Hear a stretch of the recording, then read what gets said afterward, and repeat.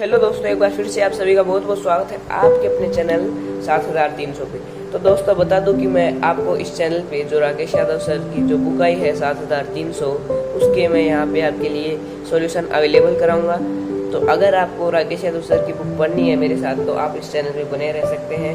और आज से ही मैं परसेंटेज टॉपिक शुरू कर रहा हूँ। तो चलिए दोस्तों, आज परसेंटेज टॉपिक को शुरू करते हैं। और उससे पहले मैं बता दूं कि जो क्वेश्चन है वो आपकी स्क्रीन पे आएंगे और मैं यहाँ पे उसके सॉल्यूशन करूँगा। तो चलिए दोस्तों शुरू करते हैं। तो आज का पहला क्वेश्चन है, यदि a का 80% बराबर है b के 50% के और b बराबर है a का x% तो x का मान ज्ञात करें।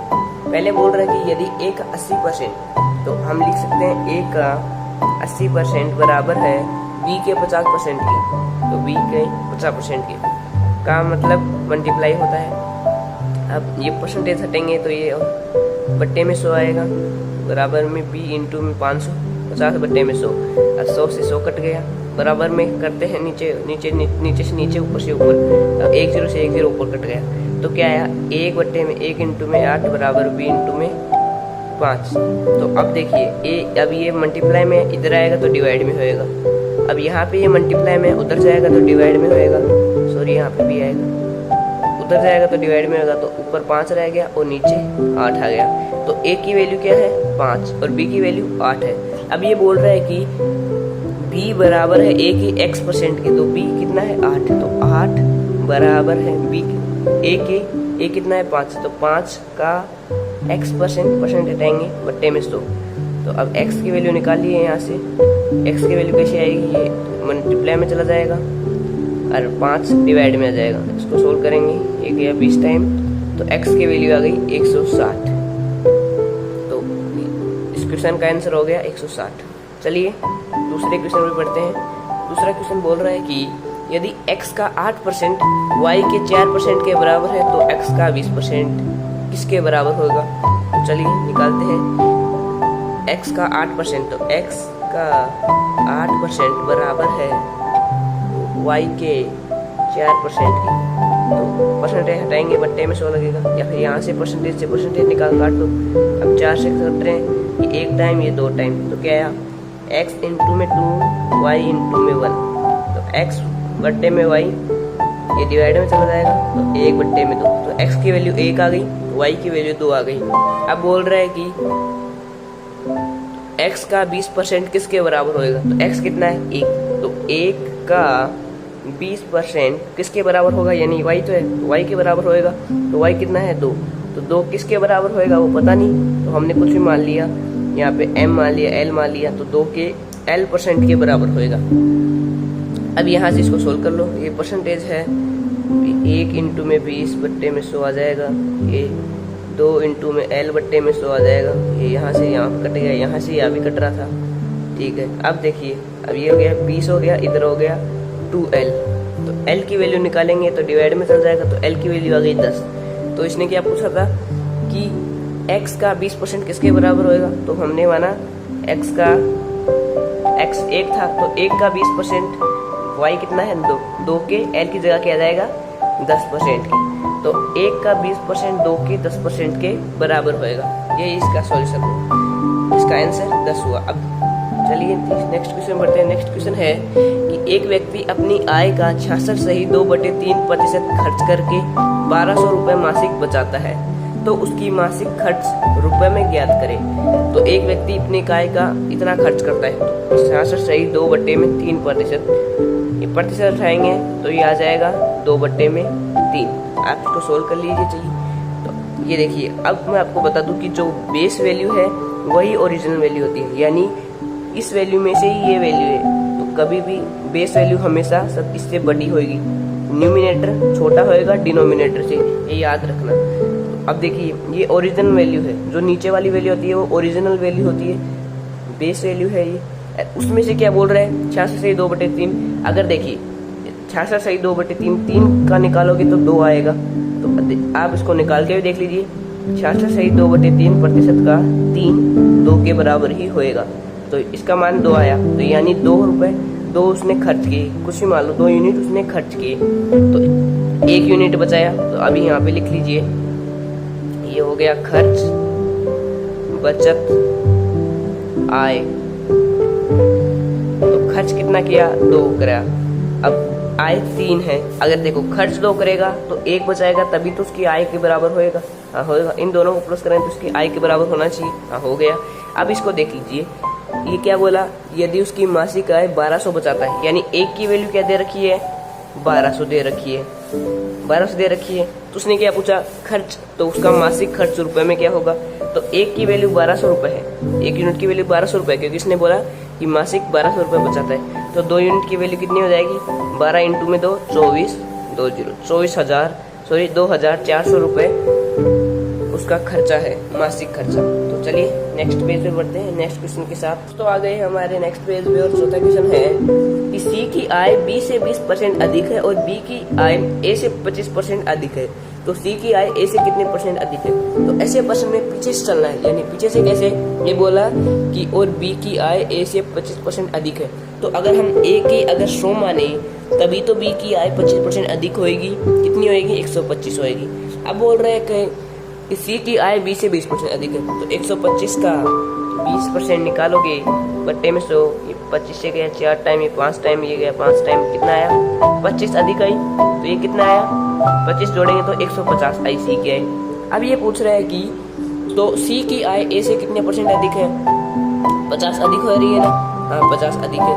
किससे अधिक है? ए से तो अधिक है, ए से अधिक है। परसेंट के लिए 100 से 100 कट गया, कितना आया? 50% अधिक है सी की आय ए से।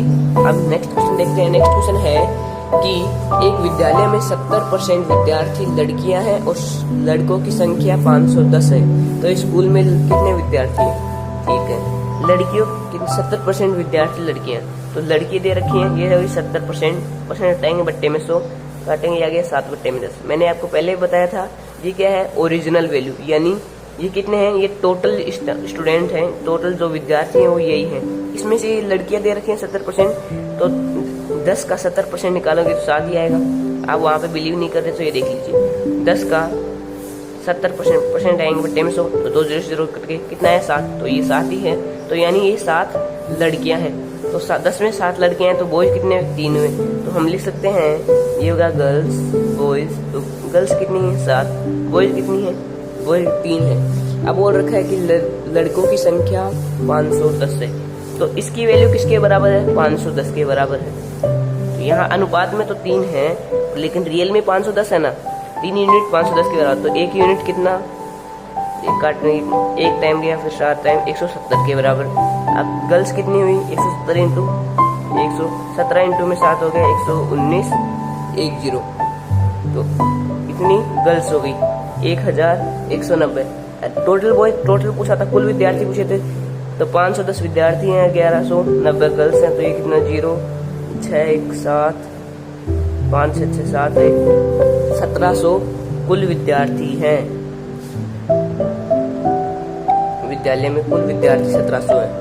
अब देखते हैं नेक्स्ट पेज पे नेक्स्ट क्वेश्चन।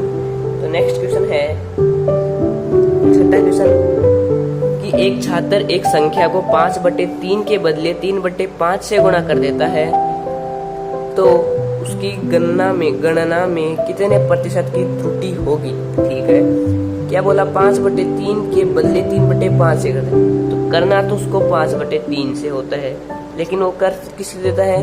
3/5 से। यही तो बोला है, एक छात्र एक संख्या को 5/3, हाँ तो 5/3 से करना होता है, लेकिन इससे गुणा कर देता है। तो यहाँ पे अगर हमको सोल्व तो पॉइंटों में लेके भी कर लेंगे, लेकिन इजी कैलकुलेशन बनानी है तो देखो, जो इस संख्या ढूंढो जो 3 से भी कर दे 5 से भी कर दे, तो इन दोनों का एलसीएम ले लेते हैं। इन दोनों का एलसीएम कितना है? 15। तो ये हो गया 15। तो इसको गुणा करने पे, तो इसको अगर इसको गुणा करेंगे 15, तो इसको ये 3 टाइम गया, तो 3 दिया 9, ये 5 टाइम गया तो आया 25 आया। अब ये बोला है कि रुको, ये बोला एक छात्र एक संख्या को 5/3 के बदले 3/5 से गुणा कर देता है, तो 5/3 के बदले यानी इससे गुणा करना था और इससे कर दिया, तो ये गया 3 टाइम 3 दिया 9। तो अब देखिए कितने परसेंट की त्रुटि हुई? कितने परसेंट की त्रुटि हुई? यहाँ पे कितने की हुई? 25 और 9 ये हुई 16 की त्रुटि हुई। 16 की त्रुटि हुई, किसके रिस्पेक्ट में हुई? 25 के रिस्पेक्ट में तो हुई, तो इससे गुणा करना था, इससे गुणा कर दिया। अगर इसको गुणा करता तो सही आता। तो इसके रिस्पेक्ट में हुई। और परसेंटेज के लिए इंटू में 100, 25 से 4 टाइम कर गया तो 16 चौके 64% की उसमें वो त्रुटि की उसने। तो ये देखिए, इससे गुणा करना था, इससे गुणा कर दिया। तो हमने माना कि इन दोनों का कोई ऐसा ऐसी संख्या ढूंढे कि जिससे ये भी कट जाए, ये भी कट जाए। तो हमने 15 दिया, तो 15 3 से 5 टाइम कट गया, 5 पंजे 25। तो उसको गुणा करना था तो 25 आना चाहिए था, लेकिन उसने गुणा कर दिया, 9 ला दिया। तो कितने की त्रुटि की? उसने 16 की त्रुटि की। परसेंटेज में निकालेंगे तो 25 से तो 9 आया, यानी अगर 25 लाना था तो पहले 25 था, तो 25 के रिस्पेक्ट में लाया, परसेंटेज के इंटू में 100 आ गया, 64%। नेक्स्ट क्वेश्चन देखते हैं। नेक्स्ट क्वेश्चन ऐसा हुआ कि एक शहर की जनसंख्या 8000 थी। एक वर्ष में पुरुष की संख्या 10%, महिला की संख्या 8%, लेकिन कुल जनसंख्या 9% बढ़ी। तो शहर में पुरुषों की संख्या क्या है? इसको मैं एलिगेशन रूल से बता दूं कि इजी सी है, क्योंकि इसमें 3 पुरुष की भी बढ़ रखी है और महिला की बढ़ रखी है और कुल भी बढ़ रखा है। तो ये मिश्रण रूल से इजी होगा। तो देखिए, ये मेल हो गया, ये फीमेल हो गया। मेल 10% बढ़े, ये 8% बढ़े, कुल कितना बढ़ा? 9% बढ़ा। परसेंटेज से परसेंटेज कट गया, ये ऐसे मिश्रण रूल ऐसा लगता है। अभी मैं चैप्टर आएगा उसमें मैं बताऊंगा आपको। ये गया तो ये एक आया अनुपात, ये गया तो 1 आया। तो पुरुष की संख्या अनुपात में कितनी है? 1 है। महिला की संख्या अनुपात में कितनी है? 1 है। इसने क्या पूछा? कुल जनसंख्या दे रखी है हमको, कुल दे रखी है 8000, ठीक है 8000, लेकिन अनुपात में कितनी हुई? अनुपात में तो बराबर हुई, तो अनुपात में तो 1 और 1 2 ही, तो अनुपात में 2 हुई। रियल में 8000 दे रखी है, तो 2 अनुपात 8000 के बराबर है। और इसने क्या पूछी? पुरुष की पूछी है, तो पुरुष की कितनी है? 1 है। तो अनुपात 1 का मान बताइए। तो ये आ गया 8000 बट्टे में 2, कुल है ये। अब 1 का मान बताया तो इंटू में 1, ये गया 4000 इंटू 4000, तो मेल की आ गई 4000 जनसंख्या। ये आ गई पुरुषों की जनसंख्या। अब चलते हैं 8वें क्वेश्चन पे। 8वां क्वेश्चन क्या बोल रहा है कि यदि किसी संख्या के 80% में 80 जोड़ा जाए तो प्राप्त परिणाम संख्या किसके बराबर होगी?